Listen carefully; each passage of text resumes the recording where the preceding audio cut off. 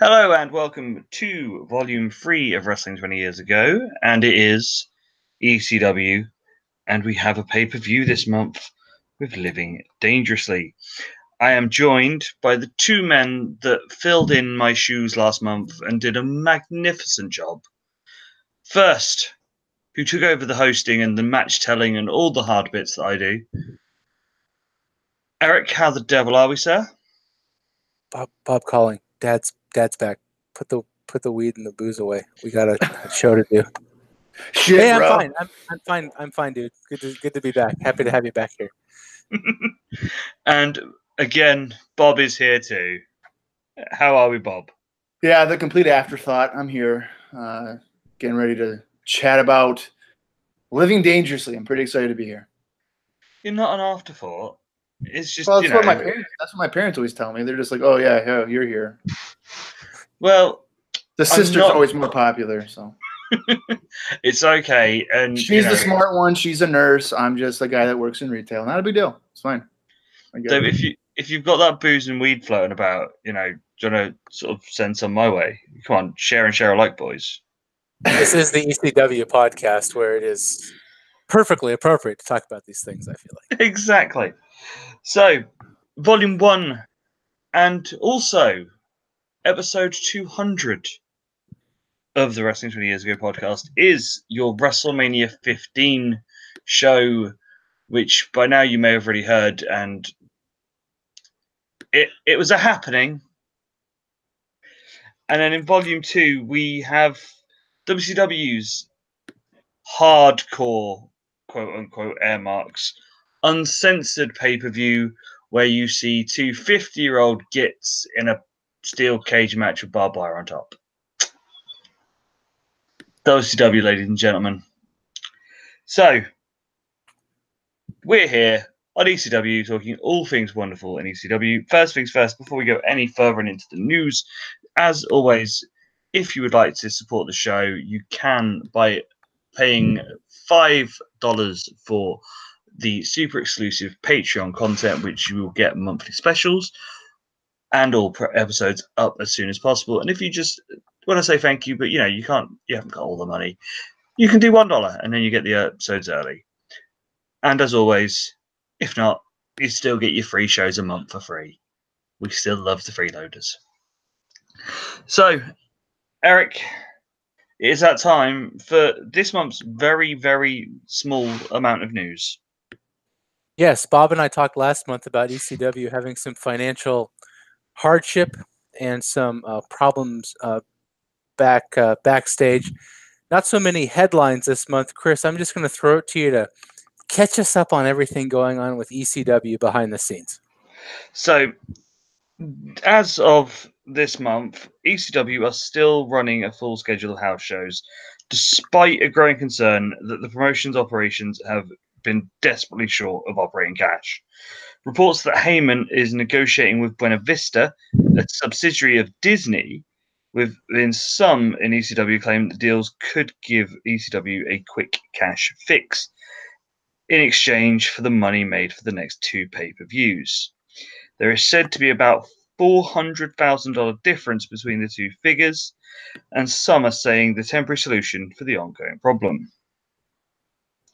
While individual ECW house shows are often profitable, not always, the expense of paying for the weekly TV slots across the country is enormous. And these TV slots are necessary to the company to publicize the pay-per-views, thus draw buy rates. And because of recent bounced checks, a lot of ECW has lost their TV coverage. So, this is looking as though some of their biggest markets may even lose TV and shows, with Atlanta, Chicago, Boston, and pretty much their second home, Pittsburgh. They're trying to get better clearances, but as always, TV clearance is not cheap. In the New York Post recently, they ripped on Disney for getting involved with the promotion and saying they're more sleazy and pornographic than the WWF.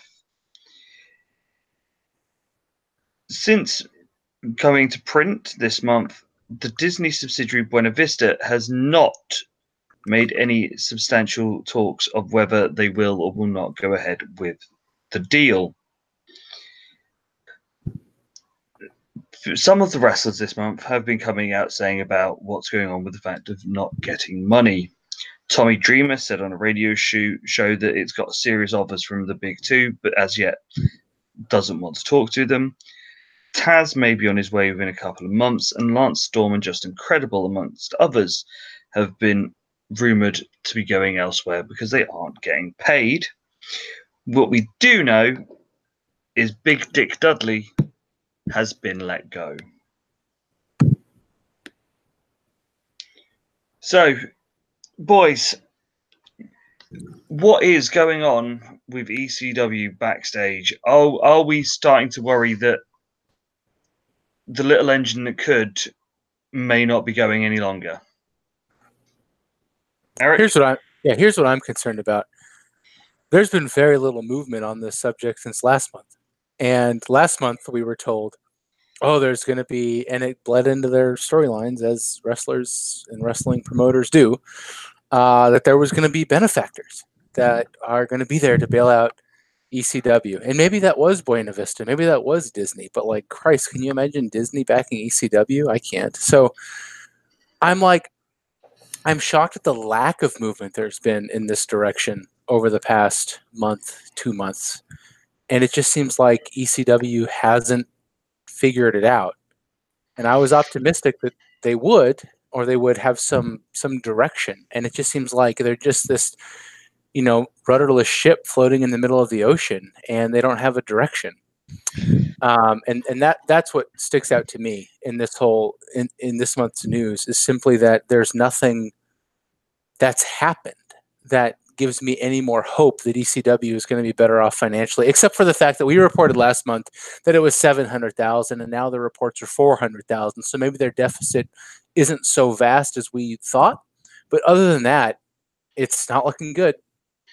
It's like, I didn't mention it in there, but there was a note that said that the ring crew and the guys that helped film the show got all their payments. Some of the boys haven't still been paid, and checks are still bouncing. But the fact that TV companies' checks are bouncing is not a good sign. And the fact they're losing clearances in places like Pittsburgh and Chicago that are wrestling hotbeds, which are the place where, if anything, is where ECW is going to make their money, is not a good sign, because, they took so long to get New York TV back. If they lose all these other clearances, where are they going to be left with? What, Louisiana and Philly? It's not great. Bob, have you got anything that you want to pop in with? Well, I mean, I think we talked about it last month about how, we wouldn't really trust Paul with a whole lot of money or to run the financial side of it. So I can't really say that I'm too surprised by it. But if they're losing TV clearances, that might be a sign of where things are to go. I mean, they clearly are getting pretty good houses, even compared to for their house shows. I think they had a run there in North Carolina a couple weeks ago, and they got around 900 to 1,200 fans for each show. So there's definitely interest in the product outside of the Northeast. It's just being able to, keep that TV clearance. So if they're not able to keep the clearance for television, pay for it, then obviously ECW is going to be in pretty, a lot of danger, because compared to WWF and WCW for their in-ring, it might not be advertiser friendly. So they got to keep what they have, and maybe have to make adjustments for who they bring in, if that can help out with their deficit, if they've already decreased it by 300,000. Gosh, here's the thing about that, though. Like, I've just watched all of March and essentially all of this year for the WWF, and it's like way more offensive than anything that happens on ECW by and large. It's unbelievable. Like, okay, on ECW, you see a little more TNA, Francine Spears Jason, and you see basically everything that God gave her. But those bits are like scattered throughout pretty good wrestling. And on the WWF, you have abductions, beer trucks, like all the stuff that pisses off middle America, packed into a 2-hour show on the WWF, and far less of that on ECW. So even the perception that ECW is worse than the WWF, I think, is flawed. Well, I don't mean to cut anybody off here, but I mean we've kind of been programmed for WWF to be seen as a soap opera. Yeah. To an extreme extent there, pardon the pun, but Extreme Championship Wrestling, meanwhile, you got people going through flaming tables, and that, or using unprotected chair shots, which we see everywhere. But yeah, I mean WWF has a broader range of what they can get away with because we're kind of programmed to, this is a story, it's not. But then there's some people who will see what ECW is doing, is like, how is that not fail? So how is that not real? That type of stuff. Okay. Working yourself into a shoot is what you're saying. Yeah. Yeah. Okay. Because it's a lot more believable to say, Hulk Hogan's not really punching that Ric Flair because he's hitting his own hand. But then how can you say Masato Tanaka just took an unprotected chair shot from Mike Awesome and he's like dead? That's perfectly legit because the WWF is so hokum and so fucking unbelievable these days that like nobody can watch that and think, oh, the Undertaker's actually abducted Stephanie. But you can watch this and think, oh yeah, Balls really did send Steve Corino back to the Stone Age with that chair shot. Right. So if we look at this, do we see any sort of companies or any individuals that you think may be able to come in and help keep ECW afloat that wouldn't want to just kick Paulie out or change everything? Because I think the problem is, obviously, Paulie is a great wrestling mind. He is a fucking awful businessman. Absolutely. But who is going to come in and go, well, here's the money, you do what you need to do? But right, I don't know if it can work or whether he just needs like a proper strong business type to come in and literally go, right, this is your budget, you cannot spend more than this. Yeah, I that's a noise we made a lot in the WrestleMania 15 taping, by the way. I just don't know if there's room for 3 major wrestling companies, and so I'm almost wondering if ECW's haven isn't going to be just that small, distant, alternative third product if they can get their budgetary figures controlled. Because the only feasible, realistic scenario that we've heard for ECW that's affiliated with someone like who's actually alive with existence and a checkbook is to be kind of a training ground or a breeding ground for the WWF. But like Vince McMahon isn't going to send, The Rock in 1996 to ECW to get bladed by New Jack. So even if ECW's future is as a minor league to the WWF, it can't exist in its current form. So I don't know what they do other than just kind of realize that they're going to be small, cut budget back where they are, and reach a core audience that's going to, there's a theory about wrestling where do you try to reach a broader audience or do you try to take more from the audience you already have? And I think maybe ECW needs to take more from the audience they have rather than trying to reach a broader audience, because I just don't think they can. As I said, they have had that recent launch into Europe, so we can easily get ECW TV over here now. I can't see them coming over and doing any shows or a tour over here this way, but I suppose that's a little bit of an income for them. And obviously, if there's now a demand for home videos and stuff, they'll make secondary funds that way. I think they just need to maybe look at different forms of revenue streams, because they are clearly struggling. But the thing is, you look in ring, they're probably doing some of the best work they have ever in this past sort of 3-4 months, obviously since the awful pay-per-view, that they've cut down on the excessive violence for the sake of violence, they've got a lot more better in-ring work going on. You know, if anything, they've changed the product that little bit to be less offensive and less hard to sell. You know, you've still got Sabu diving through tables, you've still got chair shots, you've still got the Dudleys being the Dudleys, you've still got New Jack and his bin of weapons. Francine taking cane shots. Yeah, but it's not as bad as it was 2 years ago when it was just a case of, oh, we've just thrown someone off a ladder off the ceiling. What can we do next week to atop this? You know, that was one of the things we did say a few years ago with ECW was they're very much a game of, well, we'll top that with this. They've now stopped trying to top the extreme and the violence. It's now top bar wrestling, thankfully. But I think maybe it's a little bit too late. I think if they'd have been at this point last year, maybe someone might have picked it up a bit. But I know wrestling's hotter than anything in the world right now, especially in the States. And, you know, you can't move for Goldberg and Austin on all mainstream stuff. But as you said, I'm not sure if there's the room for a third big player. Any last thoughts, boys, before we go into the TV for the month? No, I mean, I think we covered everything for that aspect. I don't really have anything else to add for that.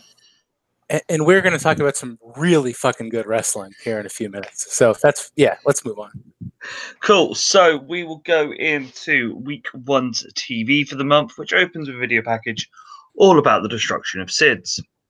We then get a Taz promo where he tells everyone about Red Hook and how it made him. We then get Joey doing an editorial piece about WCW, which you'll hear now.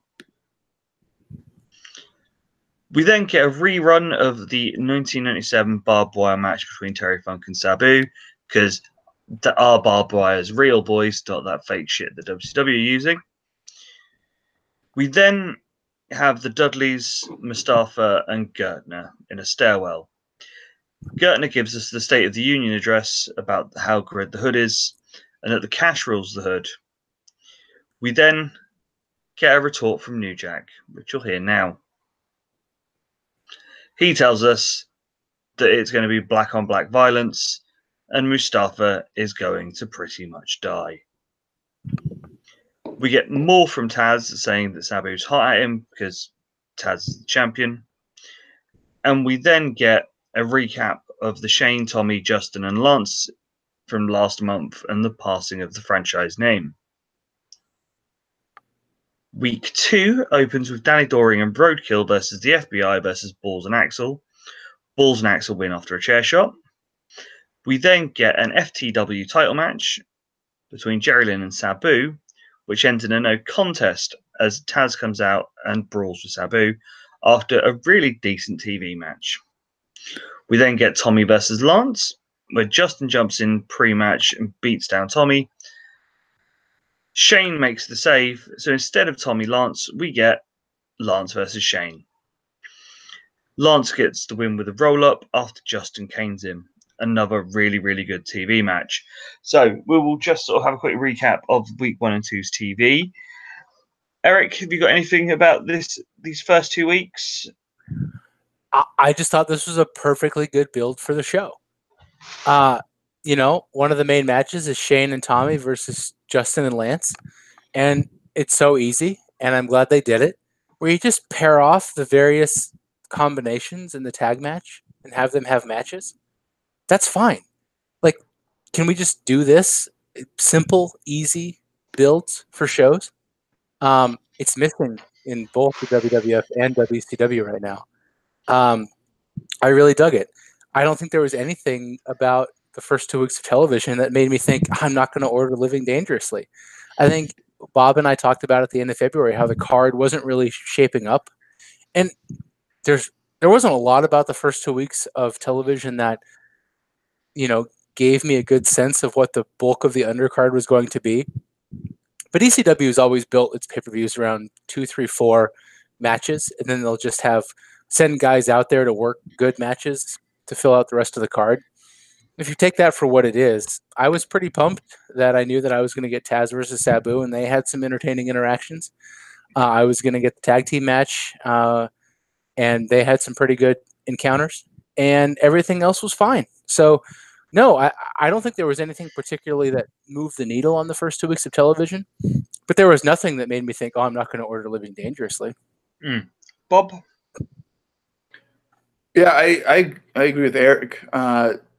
The action, especially on the second week, was pretty good with Sabu and Jerry Lynn having a pretty good TV match.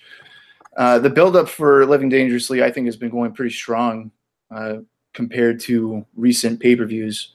A lot of good focus on the major feuds to kind of get you to be interested in it. Whether or not I'm interested in Mustafa and New Jack, that's irrelevant, I guess. But I must say I was a little concerned with Lance Storm kind of going over Shane Douglas on week 2, just because I really think the heels are having too much momentum, so that's making me think they would not win at the pay-per-view, which I think is something they would really need to do to kind of elevate them further along. But I mean, for the most part, it was a pretty solid first half of the month, I think, for television. Bob Calling, if I didn't have you in mind when I watched the finish of that Shane and Tommy versus Justin and Lance match, I didn't have anybody else in mind, I'll tell you that. So, going into week 3, we open up with Tommy and Shane in the ring.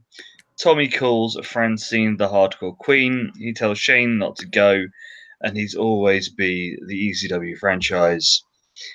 And he also says to Lance that he may be a fat git, and he did bring personal matters in. It doesn't matter. You will hear all of that right now. As they're leaving the ring, Justin and Jason jump them and beat them down. We then get Mr. Mustafa versus Spike Dudley. Spike wins via DQ as the Dudleys jump Spike as he hits the acid drop. Massive top rope powerbomb to Spike, and out comes New Jack. The Dudleys beat down on New Jack. New Jack has weapons to the Dudleys until they hit him with 3D. We then get RVD and Sabu versus the Dudleys versus Shane and Tommy in a tag team title match. The champions retain the titles. Sabu pins Devon after a triple jump moonsault to eliminate the Dudleys, and Sabu pins Tommy after RVD hits a sidekick through a table. This match was fucking awesome, and everyone got their shit in, and was probably one of the best triple threat tag team matches that I can remember. Eric, what were your thoughts on this tag match?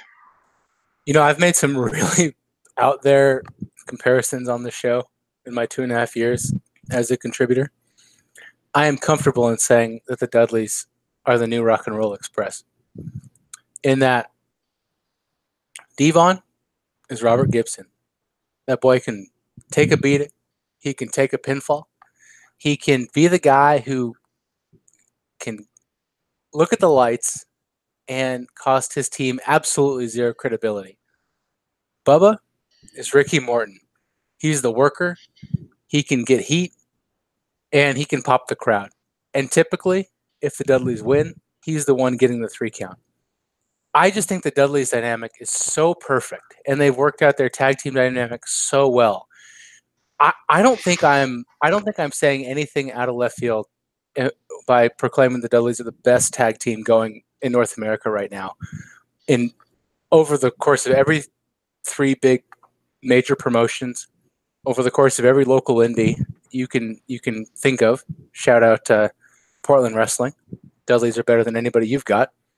And I just think it's really amazing that these guys can just win, lose, draw, and still maintain all of their heat.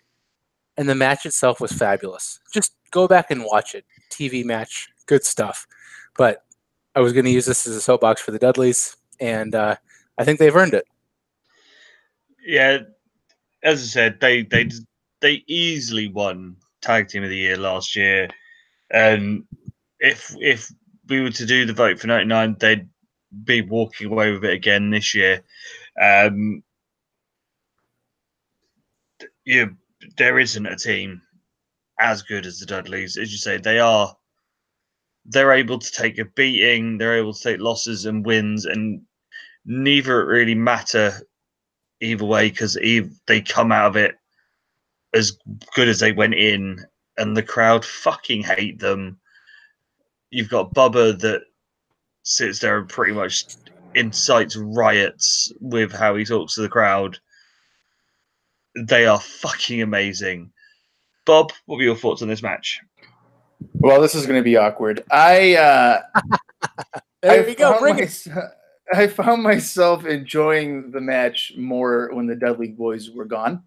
Okay.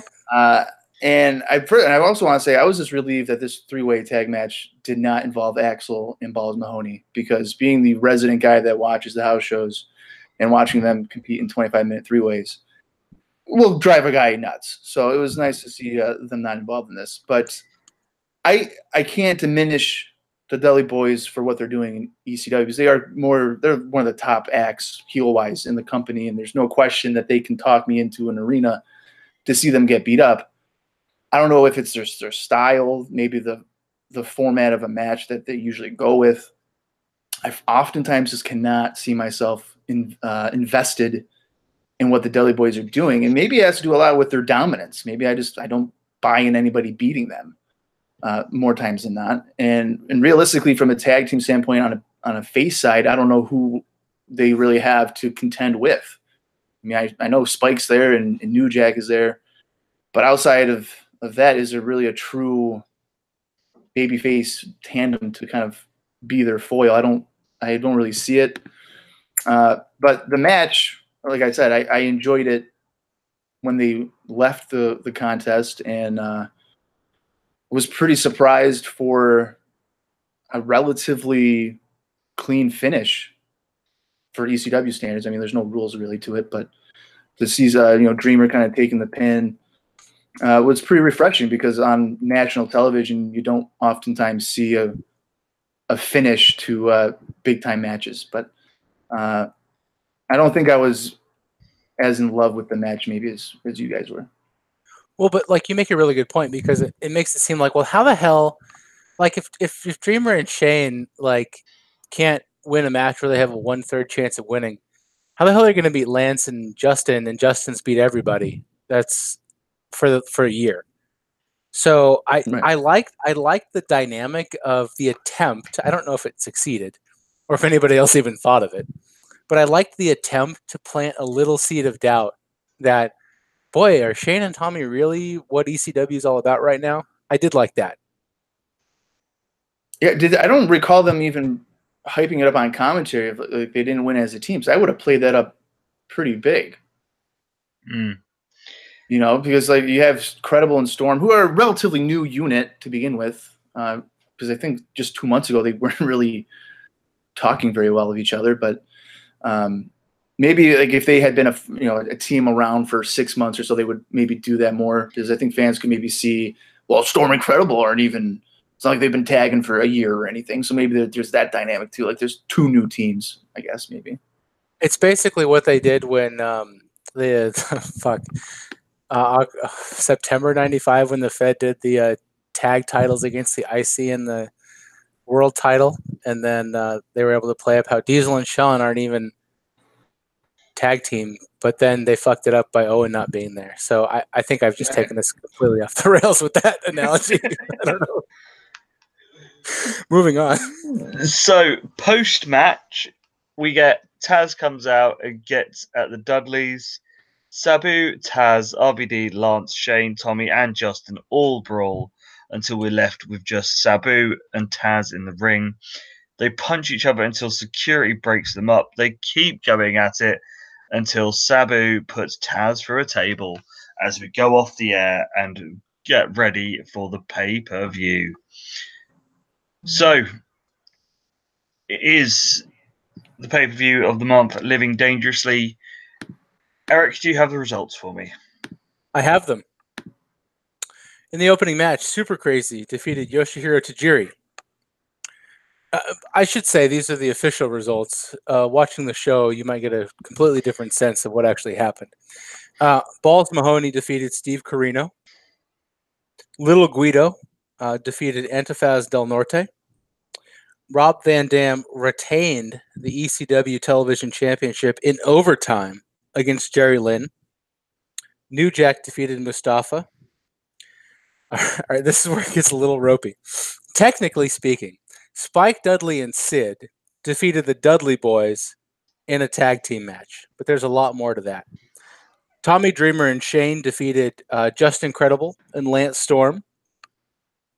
And then for the ECW World Heavyweight Championship in an extreme death match that apparently was also meant to unify the ECW and FTW championships, Taz defeated Sabu.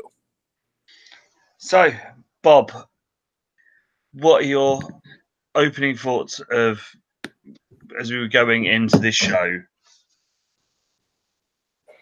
It's probably one of the ever since I've joined, I would say this is probably the pay-per-view that I have the most interest in, just because of the hype and promotion going into it. I feel like it's a relatively strong card, stronger than Guilty as Charged, certainly stronger than November to Remember '98.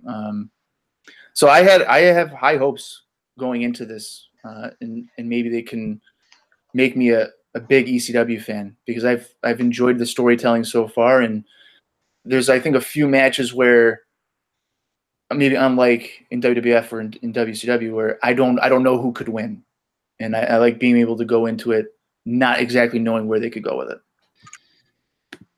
Eric, you've been with me a long time doing this. Yeah. On paper, is this not one of the strongest cards we've had? Yeah, here's the thing. I've been doing a lot of WWF watching lately, and the in-ring product is just offensively bad. And so and November to Remember was bad, and the January ECW show was okay. I was just hoping, and I'm not a work rate guy per se, but like, it's obvious when it's missing from a show. I was just really hoping there was going to be something happening between the ropes on a major American wrestling pay-per-view that was passable as wrestling. And fortunately, this show had plenty of that. It does. For me, I looked at it and went, right, so we've got RVD and Jerry Lynn. RVD, I won't, because we all know how much I love RVD. But Jerry Lynn in the last 6 months has shown that WCW and WWF fucking missed a trick with him when they had him as Mr. JL under a mask and all the other shit they did with him. He is phenomenal. And I was like, you've got two awesome guys. They're going to have a stellar match. We've seen Tajiri in Super Crazy. We know that's going to be good. The tag match, the Tommy and Shane Lance Justin match, has the potential to be a really good match. And then obviously Sabu and Taz, you know what you get in there. So on paper, I was looking at this and going, unless they throw in some just utter shit or something just doesn't click, we should be in for a good show. And my oh my, were we on to a good show. So we open up the show with Super Crazy versus Tajiri. Tajiri hits a reverse, Super Crazy hits a takedown and then reverses that.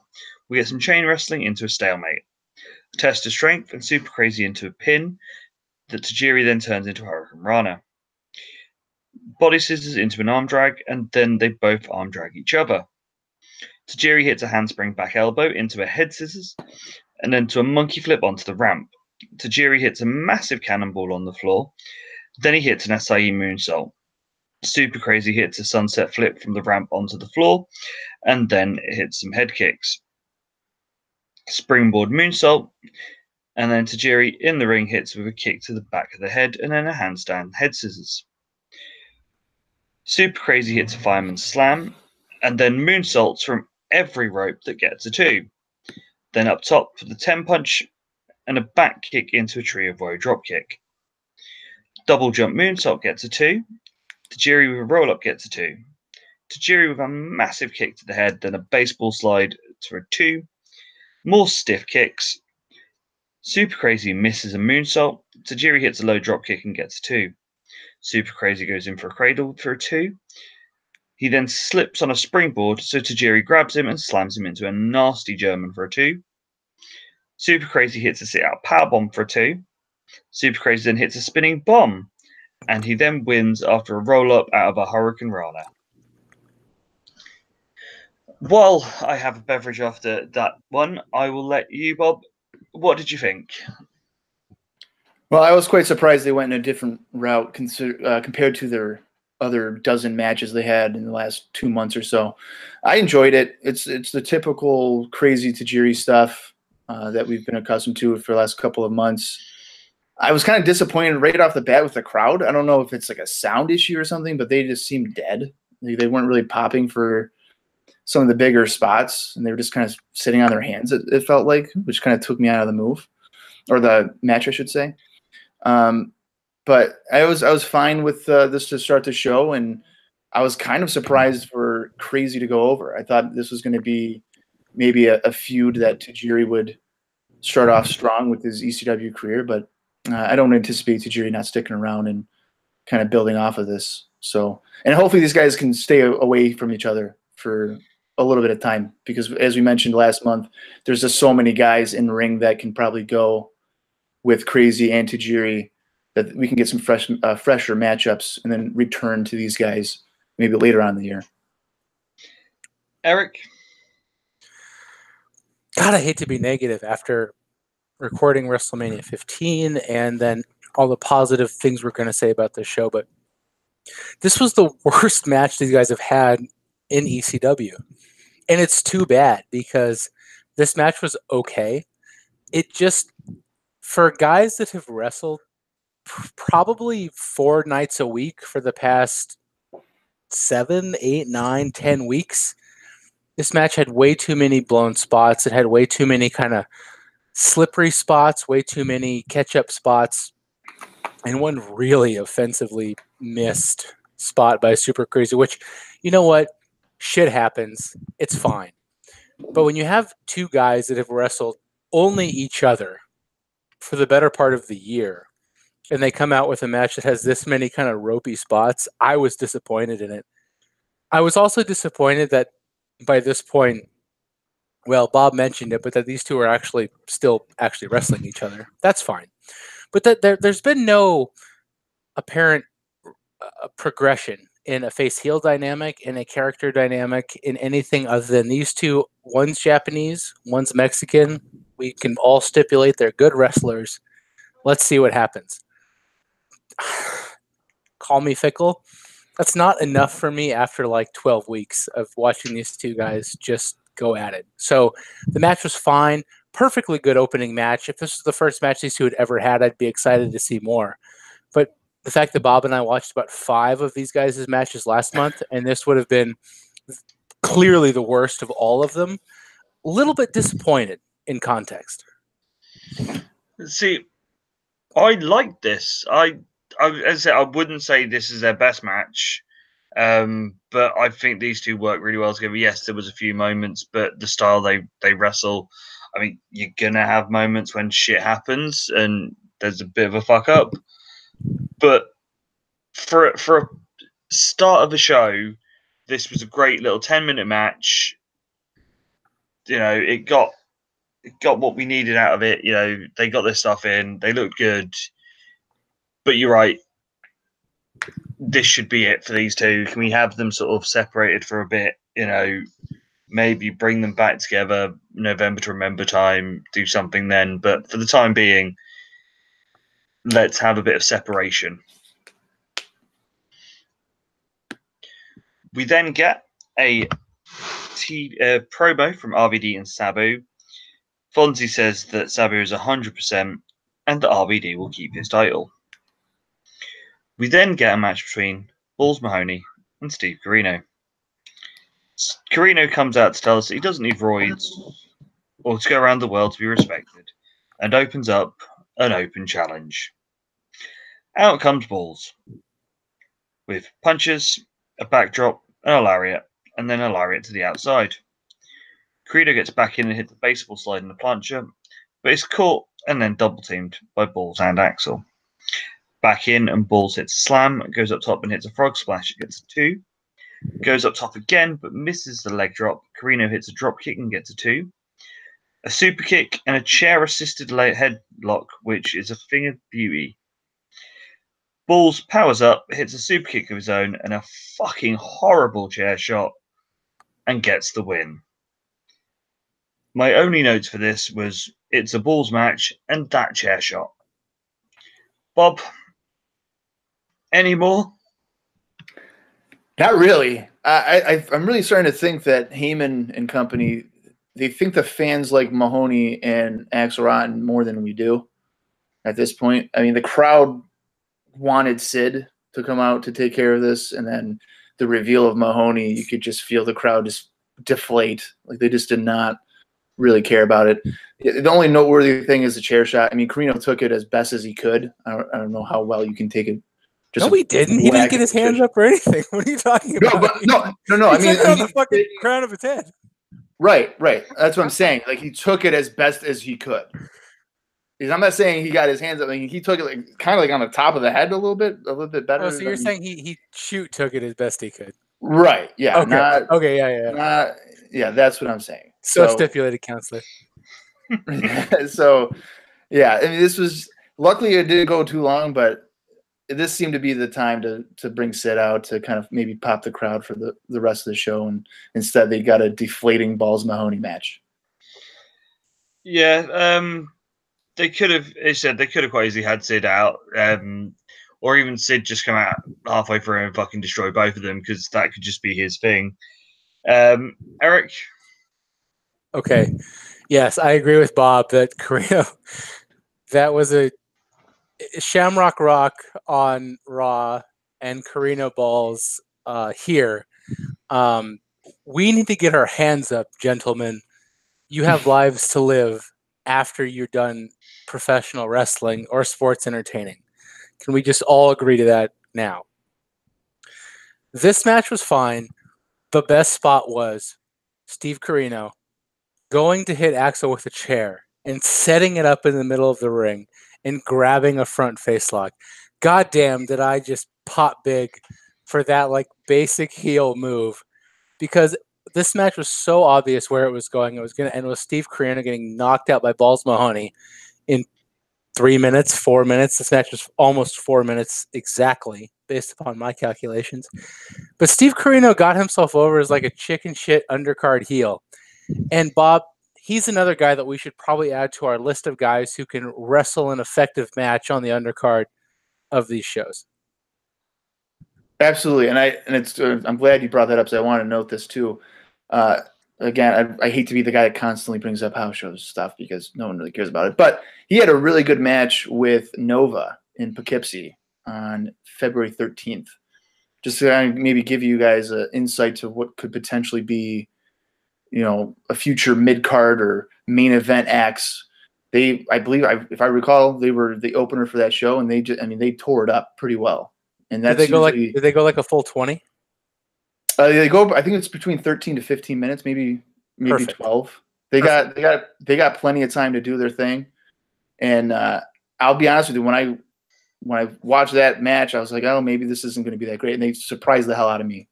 And I was definitely impressed with Nova, but not to get too far off track there. But I would definitely incorporate Carino as being that heel that I had mentioned last month, that maybe that kind of division or whatever would maybe need to really excel. You sort of say about Carino and Nova there.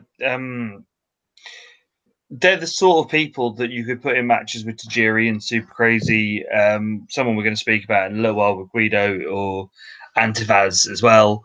You've got these young talent, this young talent base that's there that just mix it up a bit, and you don't have to feed them to Balls and Axel to eat a chair shot and give them 10 minutes and let them have a decent match.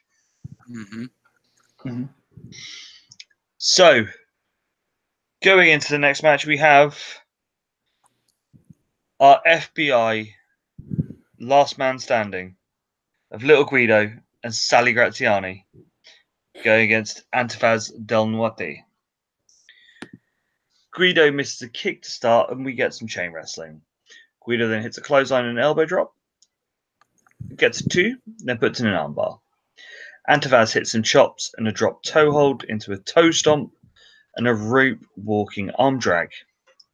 Super kick and then into a springboard drop kick, and then to the outside to hit a corkscrew plancha. Back in the ring and hits a springboard sunset flip. Guido then hits a powerbomb, is posts Antifaz, and then we get a chop battle. Antifaz hits the gourd buster for a 2, a leg drop, an elbow drop, but Guido then hits a second rope leg drop, and then goes up top for a second rope leg sweep, which gets a 2. Antifaz hits a powerbomb. Guido hits a clothesline for a 2, some shoulder tackles. Antifaz then hits a corner twisting senton that gets a 2, a spinning heel kick, and a plancha onto Big Sally, which does him no good as he's caught and power slammed through a table. Back into the ring, Guido hits the top rope leg drop and then puts on the Sicilian crab for the win. Post-match, Tracy and Tommy come out.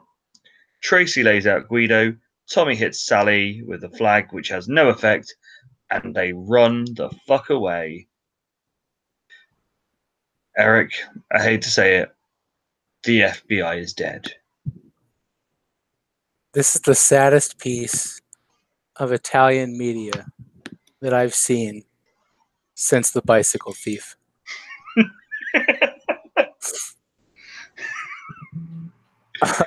I am so devastated that Tommy Rich, the Big Don, and Tracy Smothers, The made man. apparently, he's a made man. He went on that boat. He got that candle ceremony. They have been exiled from the FBI, and they've been exiled from ECW due to those unfortunate budget cuts. I recognize that I am a much bigger FBI fan than most, if not all, of our listeners, for no particular reason other than I just think it's hilarious that Tommy Rich from Georgia, I think he's from Georgia, and Tracy Smothers from somewhere else in the South have been lumped into this Italian-American group for 2 years, and everybody just kind of buys it as an undercard tag team. And they were the tag team champions for a while, too. I've been so entertained by these guys forever. And I think Guido is a really, really, really good wrestler. And I think this match was actually disappointing because Guido and Antifaz showed more potential on Hardcore TV back in February that Bob and I covered.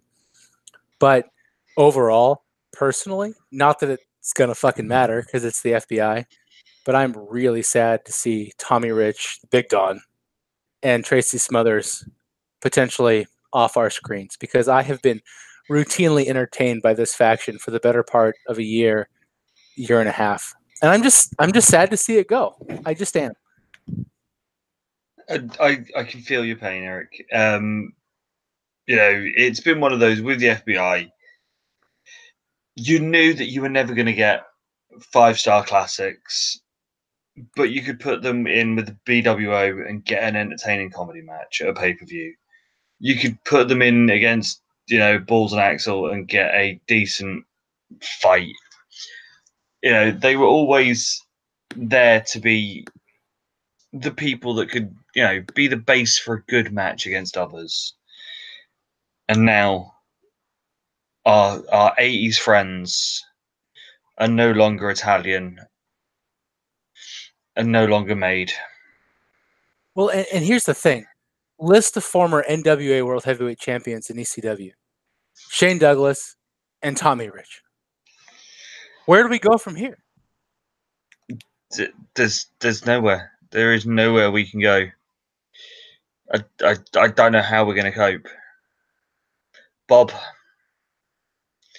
are you as somber as us two? I am, but it's because I'm a big Tracy Smothers fan, personally. I mean, this is a guy who was Southern, and then he went to become kind of, I guess, default African American in Memphis when he joined the nation there. So he's got a wide range of ethnicity that I never knew he had. Somehow more offensive than the Italian American thing. Thank you for reminding us of that. Yeah, hey, no problem. That's what I'm here for, guys. I'm here to bring just it's Regional extreme championship wrestling. If you don't leave offended, we're not doing our job right. I'm calling regional context expert. Yeah.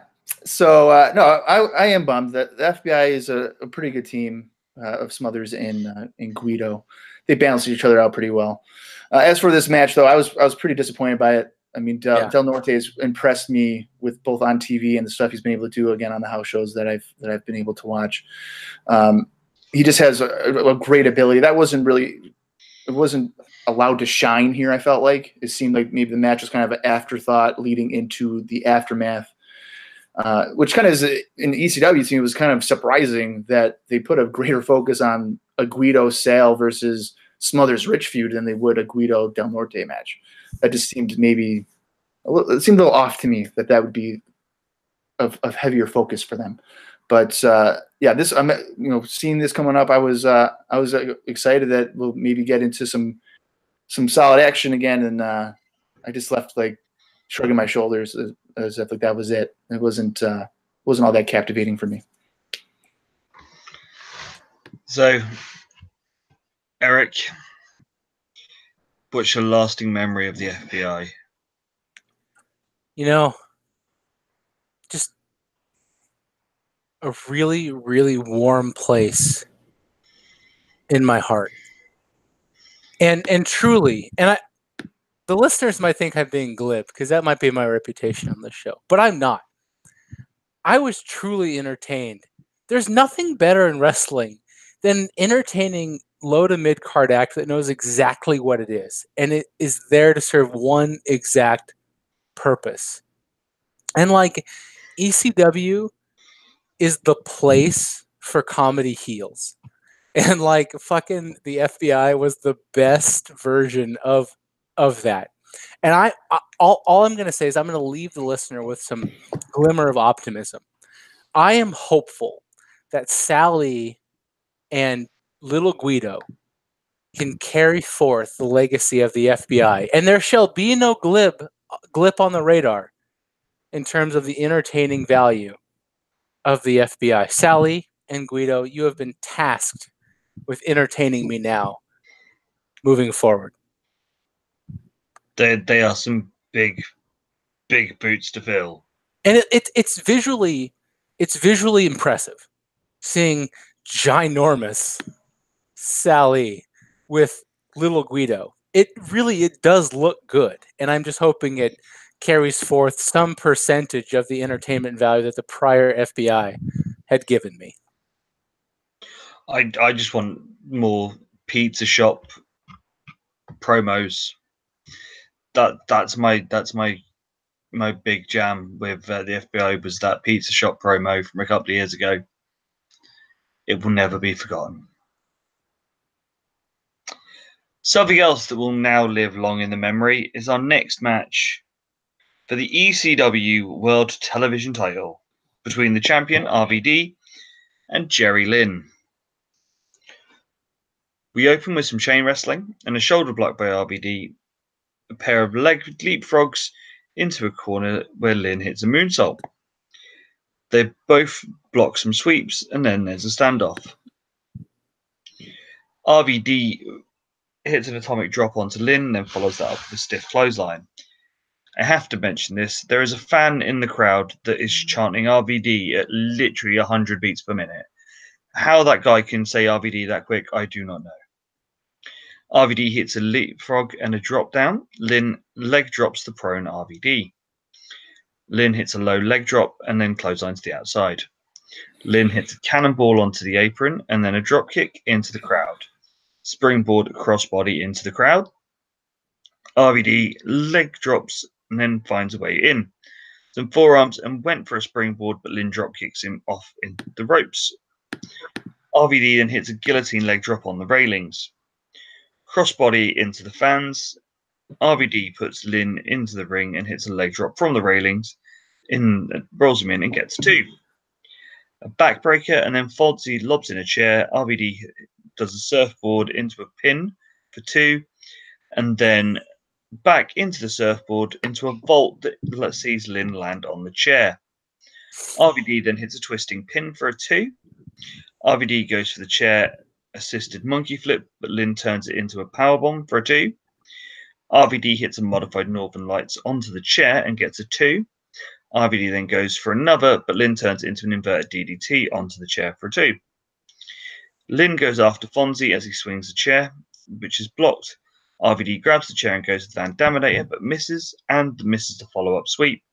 Lynn hits the leg drop to the neck for a 2.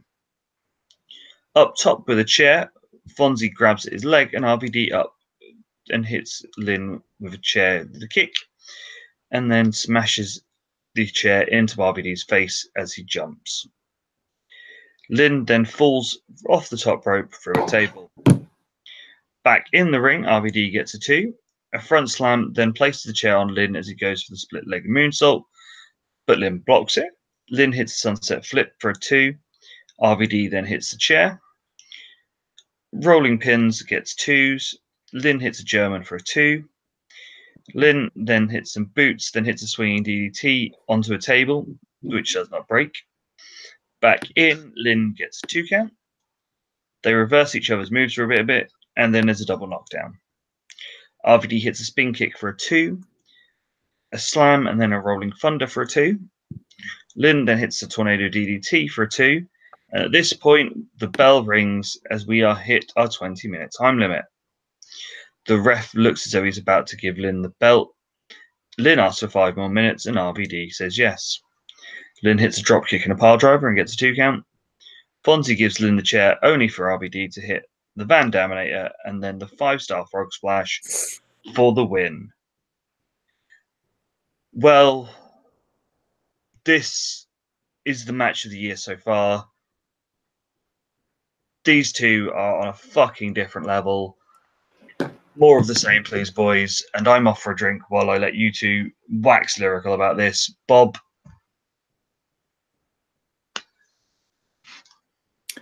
I don't know if there's anything I can say to give these guys enough credit for what they were able to pull off here. This might be an example of, if you don't know the name Jerry Lynn before this match, you're going to know it afterwards. A star-making performance, especially. I think even Joey Styles mentioned that, I can't remember if it was his nose or jaw or something, but like he got nailed in, I think, the nose, and it might have like broke it with the first 5 minutes. And the performance that he went on to have for the next 15 or so, it's balls to the wall.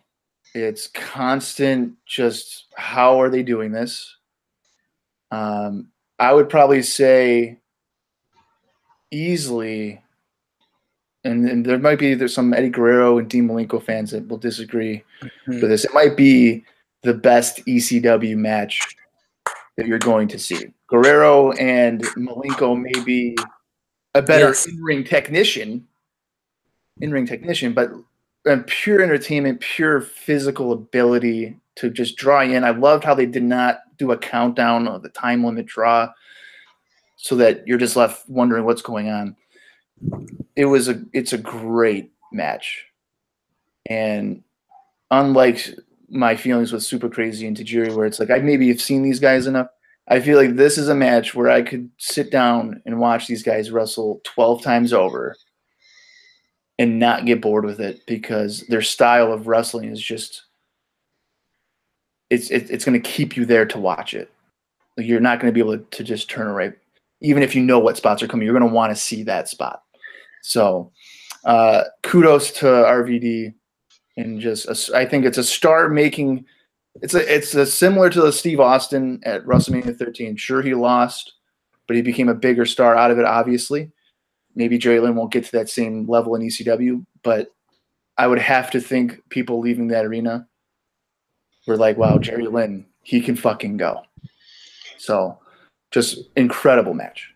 Yeah. As I said, match of the year so far. The rest of the wrestling world sit up and take notice of these two, and yeah, beat this, follow this. I don't see anyone else getting anywhere near this. The only thing is put these two in another match together and let them gel a bit more. And these could basically have top 3 matches of the year, and it would be 3 matches between these two if this first one's anything to go by. Eric? Dear Eddie Guerrero and Dean Malenko, dear Hostile City Showdown 1995, sit the fuck down. This is a better match. You have been supplanted by the best match in the history of ECW. This match was so good. Like, okay, what else do you want when you turn on ECW? Like, I can't fathom somebody turning on this alternative wrestling program after watching whatever the fuck the WWF and WCW have been doing for the past, we'll just say 3 months, since the beginning of the year, and thinking, watching this match and thinking, God, I'm just not entertained. Like, you're insane. I made a list of combinations off the top of my head, 5 combinations of workers that I think if you put them together throughout history, they're always going to have a good match. And to me, those are Ric Flair, Ricky Steamboat, Hogan and Savage, the Von Erichs and the Freebirds, Rock and Roll Express and the Midnight Express, and then for me, Buddy Rose and Roddy Piper. And I think after having seen now 2 RVD Jerry Lynn matches, because there was one several months ago on Hardcore TV that we thought, well, that match is pretty good, but I think they could do better. After seeing this one, I'm comfortable in saying that RVD and Jerry Lynn are the perfect opponents for one another. And like this match obviously sets up something more down the road. Jerry Lynn won this match, and then he said, "No, I'm not going to win it by referee decision," which is super weird anyway. Like whatever, but I get it. And like ultimate babyface Jerry Lynn versus Dick Cool heel Rob Van Dam. And like Jerry Lynn's the only guy in the last 3 years in ECW who's gotten the crowd to cheer against RVD. Like that's very important to recognize. Like Jerry Lynn was so good in this match that he got the crowd to root for him against RVD. And the ECW crowd has not rooted against RVD in a very long time. Like this match was spectacular. If you haven't seen this match, if you're listening to our show before you've seen this match, you are doing yourself a disservice. Go back and watch it because you will not watch ECW and see a better match than this one. It is spectacular. It is booked flawlessly. It is performed almost flawlessly. For the amount of high spots these guys have, that's far more than you can ask. Like everybody came out looking like a star. Everybody came out looking more important than they were before the match started. Like, I cannot emphasize enough. Go back and watch this match and tell me it's not the best fucking match in ECW history. And if you disagree, you're just wrong. So this match, I will break into sort of how, obviously when I write the match review, I sit there and I watch a bit, pause a bit, write down what's happened. I found myself having to watch this match 5 times because every time I was trying to do the match notes for it, I would just be engulfed in what's going on that I noticed I hadn't written anything down in 5 minutes. Went, oh fuck! This is the best wrestling match in North America since Austin and Brett at Mania 13. That's 100% correct. This is the best ECW match ever. And I don't understand how Rob didn't get Wrestler of the Year last year. I blame Rory for all of that. If Rob doesn't get Wrestler of the Year, and if this isn't Match of the Year, unless they top this, it's a travesty. Isn't the next like they just go to like a 30-minute no contest and then Jerry Lynn wins in like late summer? Like, isn't that just how this has to go? I see them basically having maybe 3. Have another one where RVD's just a little bit better on it. Just gets it, and then on the third one, Lynn gets him. Yeah, and then you set up a 4th rematch, and then maybe you send RVD into the world title picture. But yeah, this is just so perfectly booked, and it makes you wonder, like, how could this promotion that created this match also be responsible for some of the atrocities that we've seen in the last few months? It's just the fact that they could do something so flawless makes me even angrier that we got November to remember. I know but we have, as I said, we were graced with amazingness.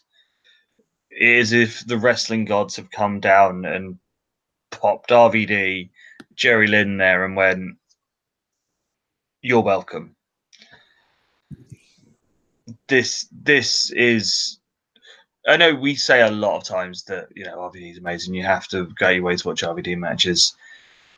If you don't ever watch anything else of ECW ever, watch this. If you ever call yourself a wrestling fan and you've not seen this match, are you even a wrestling fan? So, we follow amazingness with a recap of the pre-show where Jasmine St. Clair, yes, that one, the whore, says that she's the new queen of wrestling. It comes out, Francine goes in, stuns her, and then hits a low blow to Lance Wright. We then get our gang match of the night with New Jack facing Mustafa. New Jack arrives with a massive wheelie bin full of weapons and prepares to batter Mustafa with such wonders as the hockey stick, the keyboard, the golf club. Mustafa then hits a nut shot, only to be hit with a toy lawnmower, a cookie sheet, and a bin. Mustafa manages to get some clubs, that is until New Jack hits him again with the keyboard and goes for the guitar. But first, the neck breaks on it, so he only hits him with the neck of the guitar. So he grabs the body of the car and hits him with it separately. They then go for a brawl into the crowd. Mustafa manages to take advantage of a chair shot. New Jack sets him up on a table and tapes him to the table. He goes up to the balcony, and we get our traditional massive balcony dive. Security take both back to the ring, and New Jack rolls over and gets the pin. This was the perfect palate cleanser post the RVD and Lynn match. This was our token walking brawl. It was exactly everything you ever want from a New Jack match. Bob, is there anything else this needed to be, or was this basically perfect for what it needed to be? Yeah, it's exactly what it needed to be. To me, it was a popcorn match. I don't need to sit around and see the same old thing from New Jack that he's been doing for 2 years now. I mean, the first couple of times was pretty cool, but you also incorporate the angle with Mustafa. I'm not invested into it, but coming out of RVD and Jerry Lynn, if you come back with, let's say, the tag match with Dreamer and Douglas against Credible and Storm or something, it's not going to get the proper response. It's just not going to. So you just throw 2 guys out there to beat the shit out of each other with various household items. People are going to react to it accordingly. I didn't really care for it, and if anything, it was a good breather to maybe appreciate later on in ring stuff. So this has a place on the card for sure. It's just something that I don't necessarily buy pay-per-views to watch. Eric? Yeah. Here's the thing. I've been reading a little bit online, to the extent that I do that, about this match. I'm like, people didn't like it. And I'm like, what more could you have expected from a match between these two particular combatants?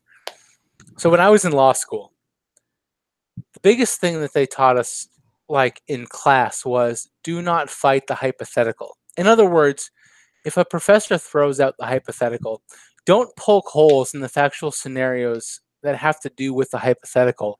Just resolve the hypothetical and assume all the facts are unchangeable as it is. This is the perfect do not fight the hypothetical match. What you have before you is New Jack, not a notable worker, versus Mustafa, even less a notable worker, in a hardcore match wherein the object of the game is to beat the ever loving shit out of the other person until they cannot answer the bell. If you do not fight the hypothetical and you take this match for what it is, it's perfectly fine. It was entertaining and really they overcame my biggest gripe with psychology in ECW that exists forever, which is people taking naps on the table. Now, I've been in college. I've been known to overconsume and take sleeps on uncomfortable surfaces. But ECW has this problem, this plague, where its performers take naps on tables where a New Jack is about to jump off and crush them. And I've always felt that was a little bit, I don't know, counterintuitive. But here, lo and behold, of all the matches in all the places between all the competitors, New Jack tapes Mustafa to the fucking table and then jumps off him and crushes him and essentially gets the 1, 2, 3. Like, I popped so big for New Jack taping Mustafa to the table because at least I didn't have to come on here and say, oh, Mustafa took a nap on the table and allowed New Jack to absolutely obliterate him. So, to the extent that this match was anything beyond what it reasonably could have been expected to be, I think it exceeded all reasonable expectations and was a pretty good match for what it was. Yeah, perfectly fine. You know, it is, as you said, it is there. It serves its purpose, and you know, it didn't outstay its welcome. It was short. Yeah. Next, here come them damn Dudleys, and they beat the shit out of New Jack. Good. Gertner then gets a mic, and we hear this. So the Dudleys have offered an open challenge, which is answered by Nova and Spike. The Dudleys beat the living piss out of both of them with some brutal fucking cookie sheet shots. Bubba then tosses Spike into the crowd, for which he crowd surfs, and they do a double team headbutt to Nova's balls. We get a second rope Bubba bomb and the 3D to Nova. Nova does not move. In comes Bob Ortiz, the ring announcer, trying to help Nova get out of the ring, only for the Dudleys to 3D him, which you'll hear now. So what you've just heard is Bubba grabbing the mic, telling us that they've destroyed all our heroes, and calls out anyone from the back, the fans, fuck it, anyone in the building. Here comes Jeff Jones, and out comes Sid. Sid gets double teamed until he manages to hit a double choke slam and a powerbomb onto Devon, and then puts him on the stretcher. Spike then beats on Bubba. Spike hits a hangman leg drop as Sid then lobs the stretcher at Devon. Spike hits the acid drop and gets the win. Post-match, Sid absolutely fucking destroys Spike with a massive power bomb and a second one off the ramp through a table. Well, this is where we get our fun 15 minutes of the Dudleys being absolute grade A cunts and the other logical use of Sid for the night. Eric, Bubba and Devon, how great are they at pissing off people? Man, like, I have no issue with any of this. And I have not been a historical fan of ECW's tendency to just have matches blend into segments, blend into matches, blend into whatever the fuck. But to have Sid here appear, and he's such a neutral, like he's like chaotic neutral, where just like don't fucking say that you want anybody who's anybody to come out and challenge you, and like Sid will just chill out in the back. But the Dudleys, of course, say, "Oh, we want anybody who's anybody to come out and challenge us," and of course you get Sid. And like, if there's anybody who's underappreciated in wrestling for being for being a killer in the past couple years, it's Sid. And like, he's just so good. And he even gave the Dudleys a little bit of hope in this. Like, it makes sense, right? Like, two Dudleys should be able to maintain some sort of offensive onslaught on a guy like Sid for a period of time. So this is all like booked pretty well. And like, then just Sid is over. And if you're going to have this RVD, Jerry Lynn 5-star masterpiece, followed by a disgusting 0 work rate walking brawl, that's exactly what it should have been. Why not have Sid come out after that and just keep the crowd hot? Like, I thought this was just perfectly fine. And it in no way affiliates the Dudleys with Sid. It in no way affiliates Sid with Spike. It in no way affiliates anybody with anybody other than Sid was here. Those magical words were said.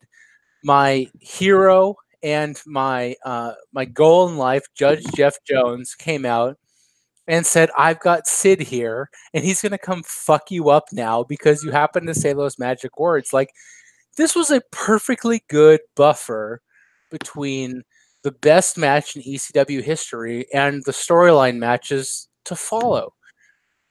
Great. This was great. And I have no issue with any of this. And again, the Dudleys are so impenetrable to wins and losses that like Sid coming out and destroying both of them, it doesn't fucking matter. All it does is make Sid somehow more over. It doesn't hurt the Dudleys in any stretch.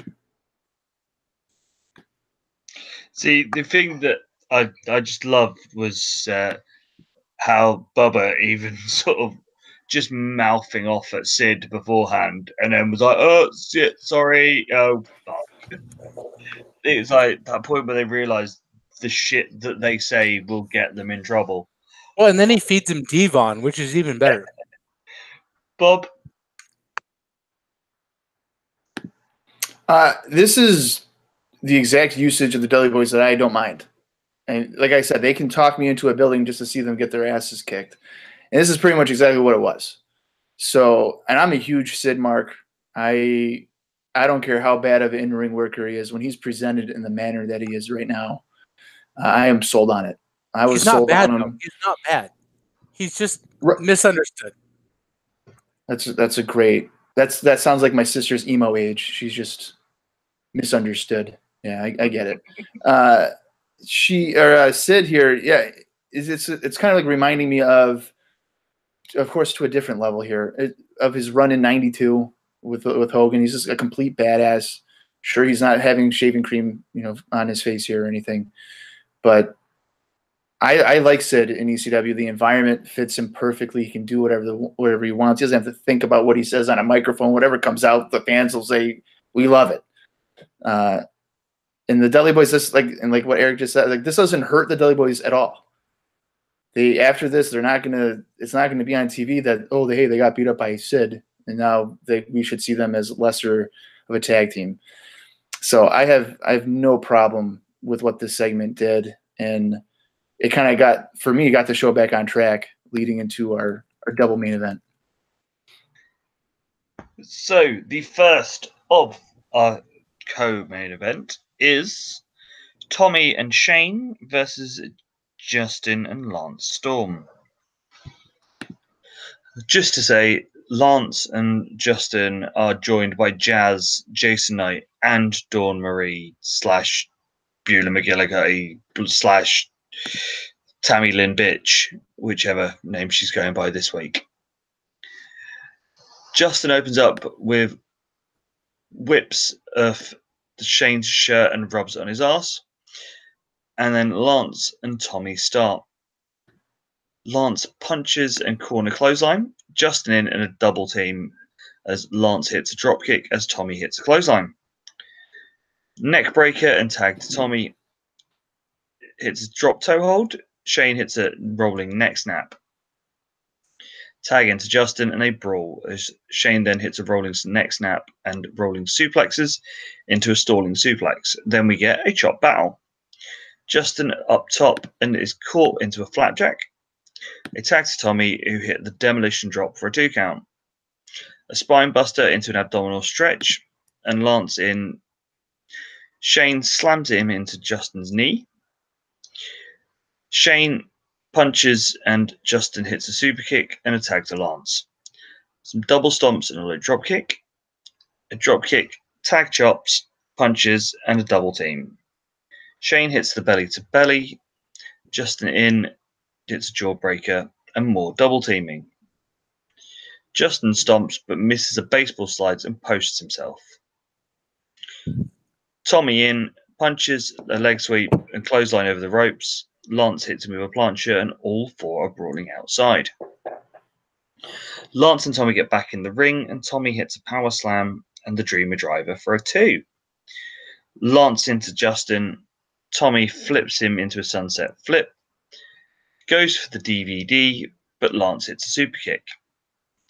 Lance then beats down Tommy and double team bomb and more beating down and gets a 2 count. Justin in with a headlock, tags to Lance who puts on one of his own. We then get a leg lariat for a 2 and a stalling suplex. Tag and a second rope elbow drop. A double suplex onto the ramp. Lance in with some punches, but Lance gets crotched and Tommy hits a hangman neckbreaker for a 2. Justin gets a springboard cutter. Tag to Shane, who throws the fingers up to Lance and Justin, only to beat them both with punches, slams, drop kicks, and a double nugget knocker. Beulah attacks Shane, which doesn't last very long as Francine comes in, hits a snapmare, and we get a cat fight. Lance lobs Francine onto the ramp. Lance then beats onto Shane, hits a snap suplex onto Tommy. Francine brings out a ladder. Tommy hits an electric chair drop onto Justin on the ladder. Shane hits the crossbody and gets a 2. A ladder seesaw into the face of Justin and Lance gets a 2. Shane hits a gourd buster on Lance. Tommy hits a DDT on Justin onto Lance's nuts. Shane hits the belly to belly to get a 2. Justin hits a low blow and goes to cane Shane, but Francine headbutts Shane, and Shane hits the Pittsburgh plunge for the win. Post-match, out comes Cyrus, who woos Francine as Lance attacks and Shane and Tommy get caned. As they attack, Francine gets dropped and Cyrus headbutts her in the womb. Bob, what did you think of our tag team match? Well, I got nervous early on because the feeling of the match came across like it was a match from WCW Saturday Night 92. I was kind of getting concerned with what they were doing. This is probably the most intense feud that they have, considering what they did to Francine early in the year, just a couple of months ago.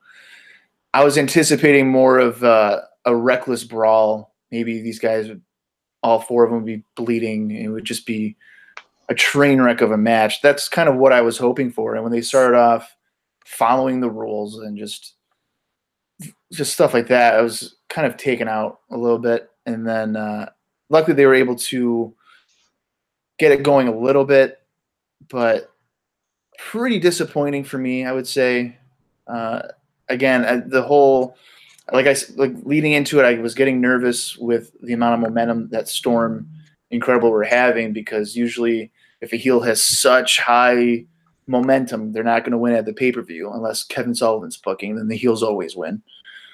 But I feel like this was a time where that Storm Incredible needed to win to solidify where they are at. Sure, they after the match they get some of their heat back, and that's fine and whatever. But to me and to other fans, they still couldn't beat Dreamer and Douglas.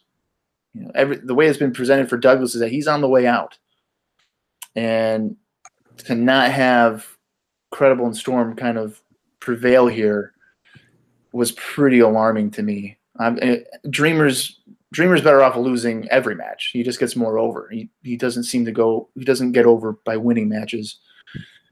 So the only way that this kind of makes sense for me is if Douglas is sticking around a little longer, that maybe at the next pay-per-view he drops a singles match to Justin Credible or something. Because I've been high on Credible since his Dreamer feud last year. That's probably a minority opinion, but that's kind of ironic. I like Justin Credible, but I'm not really big on Deli Boys. It's kind of funny. But yeah, just a disappointing outcome. Just disappointing format of a match for me. It just seems like similar to Jerry Lynn just a few matches ago, like a star-making match. This could have been a star-making moment for Credible and Storm as being potentially the new faces in a heel sense for ECW, and they just didn't want to pull the trigger on it. Eric? Yeah, this was very WWF in its undertaking, and that you have a group of heels that should clearly go over versus a group of faces wherein one guy is essentially naturally positioned to take pinfalls, Tommy Dreamer, as Bob pointed out, and Shane Douglas, who is or is not on his way out and whatever, and then the faces win, and then the heels get their heat back after the match. And to me, that's never been effective booking. Like, I'm a fan of real sports, and like, just because the Blazers lose doesn't mean that if afterwards the Rockets also lose and the Blazers move up a little bit in the standings, I'm satisfied. No, I'd rather just have the Blazers fucking win and not have to worry about all the ancillary stuff. So here we have a situation where Bob Calling is absolutely right, wherein there's no scenario here where the faces should have won this match cleanly, and they did. And then for me, there's no scenario where after the match, the faces or the heels can get their heat back effectively, having lost the match to a guy who only loses matches live on television, and another guy who was the world champion and was threatening to retire because his elbow is fucked up like 4 weeks ago. So I appreciate that they tried to get the heat back on Justin and Lance after this. I do. And I think they did, to some degree, make that effective. But, like, God, if we talked about it last month and we talked about it now, and it's like, if there was one outcome to this match that didn't make any sense, it was the heels it was the faces going over clean. And that's exactly what happened. And I'm just like, you've built Justin, who beat the Sandman, and he beat everybody. And like, you have Lance, who's just a spectacular heel worker. And you have Shane and Tommy, who both can take losses, both are bigger stars, and like, you just beat Justin and Lance? Like, I don't know what that gets at or towards. Go back and listen to our February show if you want to talk about how this is the one outcome that makes the least amount of sense, despite the fact that they tried to get heat back at the end of it. I just don't buy it. The heels needed to go over here. It doesn't matter after that RVD Jerry Lynn match. It doesn't matter after Mustafa and New Jack. Like, it doesn't matter after the main event. Like, every face went over here. You could have had the heels go over here without any issue whatsoever. Yeah, said when, obviously I wasn't on the last one show, but there was that bit when the franchise was about to put his boots down and hand his boots off as that sort of symbol. And the brash youngsters come in and demand that they're going to take it. they should have had them win this match. As you said, it just makes them the new heels. You know, it's the one thing you look at ECW, and other than there's a few that are definitive, you know, Taz, Sabu, RVD, there's all this sort of shade of grey with these guys. There's no sort of definitive top bad guy, top good guys. You know, the top bad guys in a way is probably the Dudleys because everyone wants to fight them. But you could have made Justin and Lance like super hated by destroying the face of ECW. You know, these two are the stalwarts of that company. They've been there since day dot. They should have been the ones to sort of do the job. But who knows? Maybe, you know, the next pay-per-view they get absolutely turned over, and, you know, Shane runs away and Tommy, you know, is broken. Who knows? But yeah, it should have been a win for Storm and Credible. I just want to point in here too. I wouldn't consider the Dudley Boys top heels. I would consider Bubba the top heel. Devon's just kind of guilty by association. Devon doesn't have the heat. Devon's just like what Eric did earlier with the comparison of Gibson and Morton. People loved Morton. Gibson was just like, oh yeah, hey, you're cool too. But people were there for Morton. I think for me, at least, it's like I want to see Bubba get his ass kicked. And it's unfortunate Devon's there, but I'm not hating Devon. I'm definitely hating Bubba. He's the one that's spewing all this hatred and all this other stuff. So he's for sure, to me, he's one of the top heels in the company. So before we go into the main event of the evening, we do get a promo with Ref Finnegan, who says that he was about to award the title to Jerry Lynn earlier in the night. But in comes RVD, who tells us he will wrestle him again and challenges him for a match at the next pay-per-view. We're getting number 2. Technically number 3, but, you know, of the level of title match, we're getting number 2. So we go into our main event of the evening, which sees the ECW World Heavyweight Champion Taz going against the FTW World Heavyweight Champion Sabu in a unification match. To start the match, Taz grabs the mic and tells us this is now an extreme death match. Sabu tries to go for a leg takedown, but Taz counters. We get some chain wrestling and exchange of punches. Sabu blocks Taz's crossface and rides him into a pin for a 1. Taz then hits a takedown with some massive clubs, the Brooklyn boot, and some punches. Sabu hits a slingshot side kick for a 2 and a slingshot leg drop for a 2. He then lobs the chair at Taz and then hits Sabu. A baseball slide and a triple jump into the crowd, but Taz hits him with a chair. They brawl in the crowd all the way up one of the stands and then all the way back down. Then they manage to end up at the entrance ramp. Sabu hits Sabu into the crowd from the ramp, which gets a 2 count. Taz then lobs Sabu into the crowd, then back into the ring. Sabu hits a low drop kick, and then brawl into Taz hits a belly-to-belly Tazplex. This is for a table at ringside. Snake Eyes onto the railings, and then Sabu lobs the chair again. Onto the ramp, Taz lobs Sabu into the crowd. Fonzie hits Taz with a chair. Massive mistake, as Taz then chases into the back. Sabu then hits a low blow and head drop, puts on the camel clutch and gets a 2 count. Top rope Hurricanrana for a 2. Taz hits a snap powerbomb and gets a 2. They then brawl back to the outside. Sabu hits the Arabian powerbomb onto the floor for a 2 count. Then off the top with a splash through Taz for a table at ringside, again only getting a 2. Back in Sabu hits the Arabian Facebuster for a 2. Taz hits a pump handle Tazplex for a 2. Sabu, a triple jump moonsault, gets a 2. Taz, head and arm Tazplex, gets a 2. Sabu hits another triple jump moonsault, again getting a 2.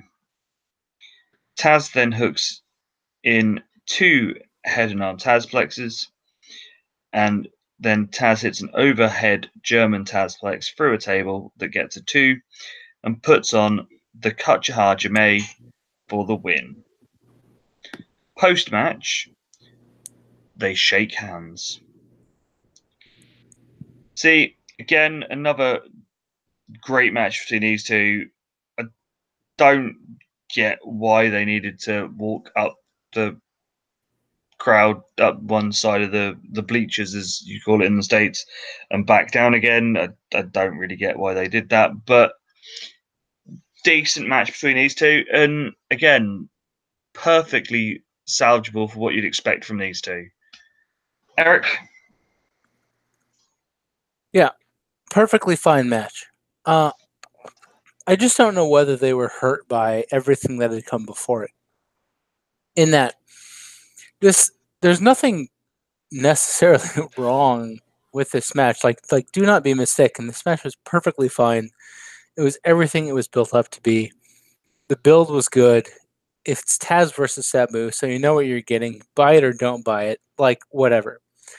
But like, I just wonder if like on a less than card, if this match had stood out a little bit more.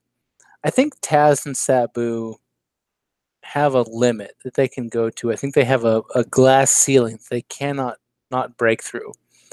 And to the extent that this card allowed them to shine, I think that they frankly did not shine. I just think there was too much good stuff before this match to make this main event match feel like a main event, stand out like a main event, or really culminate this otherwise very good show. So, to the extent that these two had a good match in a vacuum, yeah, they absolutely did. And this is a perfectly acceptable Taz versus Sabu match. But in the context of this show where there had been so much good stuff before it, gosh, I just don't know if this felt like a main event match to me. So, let's play devil's advocate. None of the matches change. All the matches are exactly the same, but you could reorder the show. Mm-hmm. Obviously, we know how great the RVD and Lynn match is. Is that what means that everything after it suffers? See, I don't know if you can reorder the match as the matches as the way they were billed.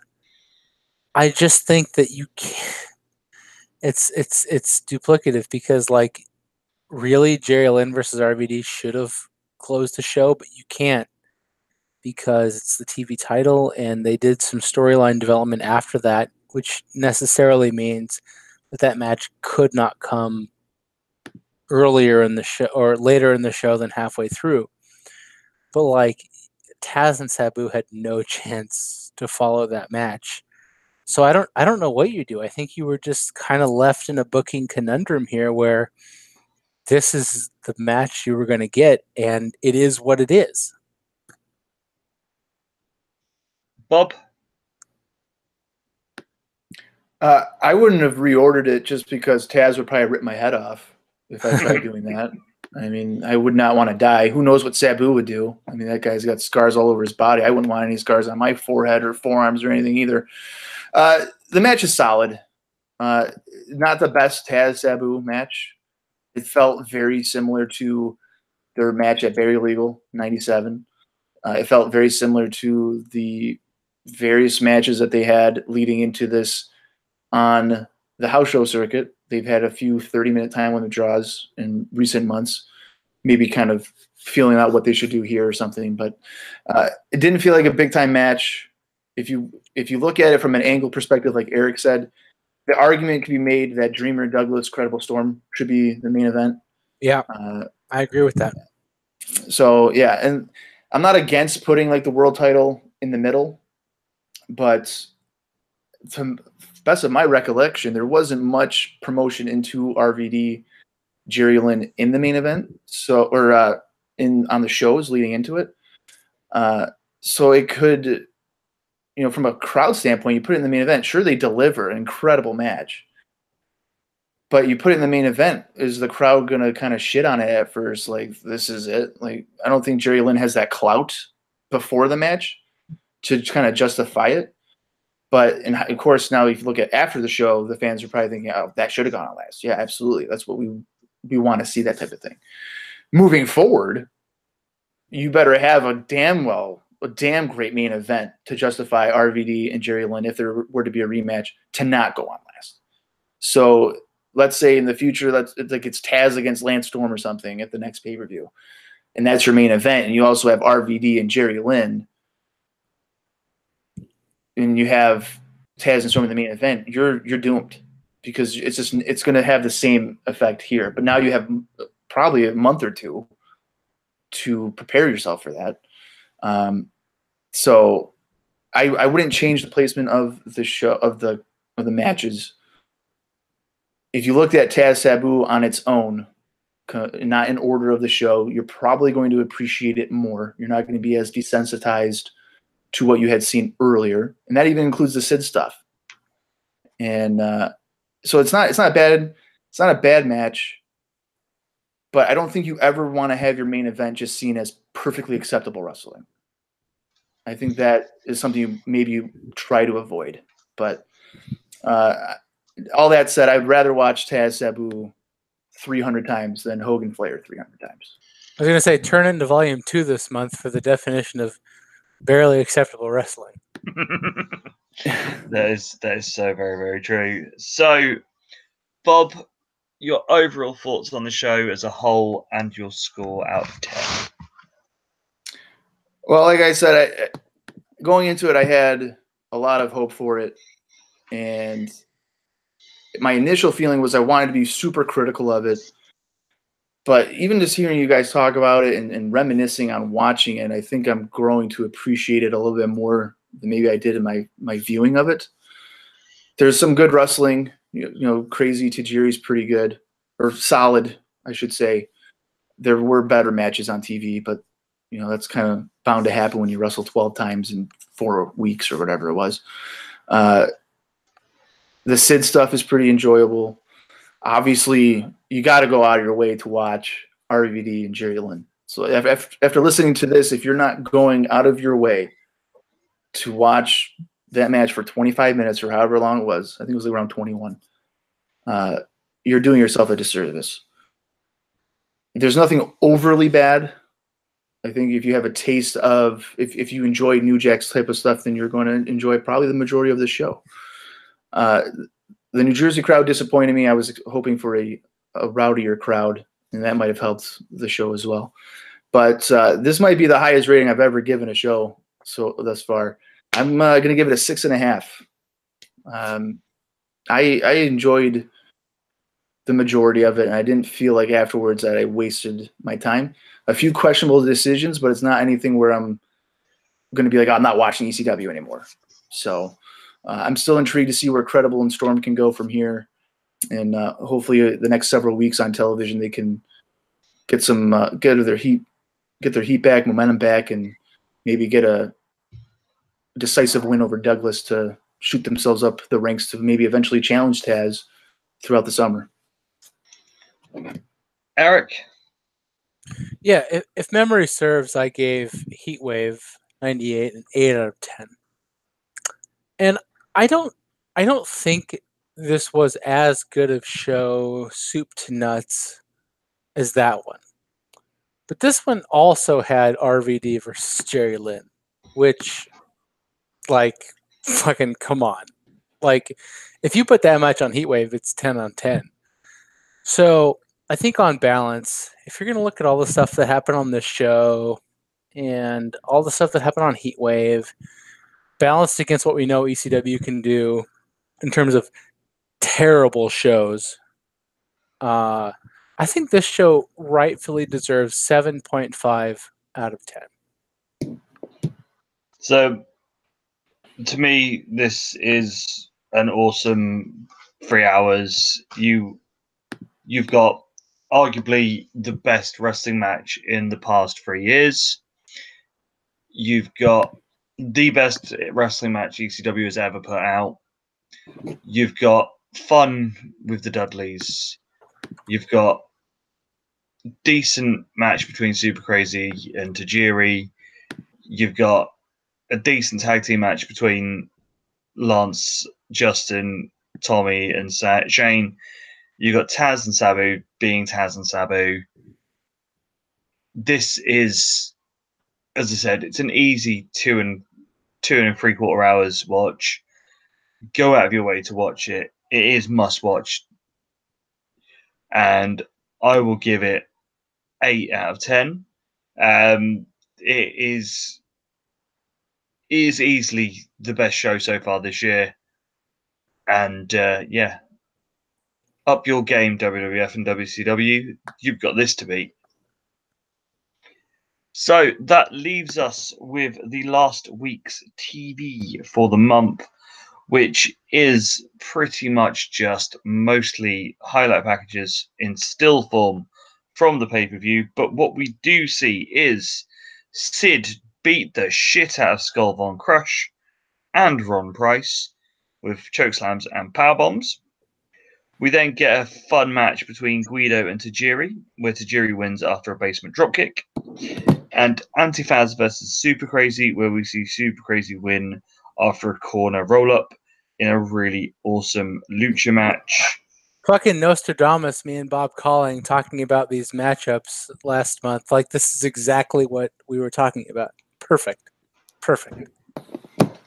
So, was there anything you wanted to mention between the Guido Tajiri Antifaz Super Crazy match at all? Either of you? Just that, like, this is exactly what they should be doing. Like, putting your good wrestlers against other good wrestlers and filling TV time. Outstanding. Bob? No, exactly. And this is, it keeps it fresh. And you don't burn through stuff too much. You have a handful of guys to work with. So I thought it was a good episode to close out, and to go into April and May, you can just interchange these guys throughout. This is easy television to put together at this point. You have 6 or 7 guys, you just rotate them in and out. I mean, you can't go wrong with that. So I'm glad that they're aware of that, and that the product won't become stale. So it takes this time for me to thank both of you for joining me this evening. Bob, would you like to pimp your wares? Yeah, I'm a cheap whore, so I can do it for you. If you guys want to get in contact with me, YoBobbyBoy89 on Twitter. You guys can check out IcoPod with myself and Austin Skinner, where we deep dive into the WWF, starting with the first Raw. We just got done with the Royal Rumble. We're marching on to WrestleMania 10. He's Austin, by the way, is far off the Lex Express at this point. He was originally on it. He jumped off, sprained an ankle, but we're still going. And WrestlingRecaps.com, where I do a bunch of reviews, columns, and magazine reviews that I got to get back into. But I've been covering ECW TV in written form there as well. So if you guys want to follow along with my thoughts and transcripts from that, you can just go to WrestlingRecaps.com and follow along. And Eric? No pressure, Bob, but Brett versus Owen at 10 is my favorite wrestling match in the history of the sport. So please cover that appropriately. I will try. At Modern Day Lawyer for me. Shout out the Oregon Ducks, men and women. You're about to both participate in the round of 32 in the NCAA tournament.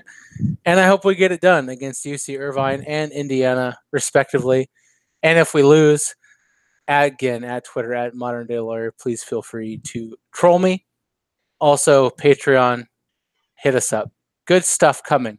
WrestleMania 11, very much underrated, as me and Rory McNamara plan to break down at some point in the near future. Classic Man. Royal WrestleMania's there. So yeah, I have to thank both of you for covering for me last month. Anyone that has me on their normal social media will have known that I had a pretty rough few weeks last month. And I just want to thank everyone that sent a message throughout, anything towards me. I've had DMs, I've had stuff, every person that said something, it really did help. It's that point of saying it is okay to not be okay. If you are struggling, do go and speak to someone about it, because the worst thing you can do is just bottle the fucker up, because then you end up going full crazy and having a breakdown, and you then don't want to do anything. So yeah, it is okay to not be okay. If you are feeling that way, just speak to someone. You won't be judged for speaking to someone, and if someone can give you the help that you need, then you'll be getting better. As for plugs for me, obviously, if you want my ramblings on how Norwich are doing at the end of the season and what video games I'm playing and how fucked up Brexit is, you can follow me at Lacey555666. And Show and Tell with Tunes is back onto weekly for rotation again. Obviously, after the break with everything else that was going on, we have had our first guest host back on, which was Mr. Jeffrey Roos, a British independent wrestler, and an all-round good lad. Some really fun playlists have been put out. So yeah, that's at Show and Tell with Tunes. Look for it on iTunes and Podbeam and all those other wonderful places you can find your podcasts. Wrestling 20 years ago, as always, rate, review, subscribe, and all that wonderful thing. Share with friends, tell people about it. We've just hit 200 episodes, and it would be wonderful if we can break out some wonderful new reviews. 5 of your stars, like Rob Van Dam's Frog Splash and Matches with Jerry Lynn. Volume 1 is episode 200 and WrestleMania 15. Volume 2 is WCW Uncensored. This has been Volume 3. Again, thanks to Bob and Eric for joining me tonight. And until next time, goodbye.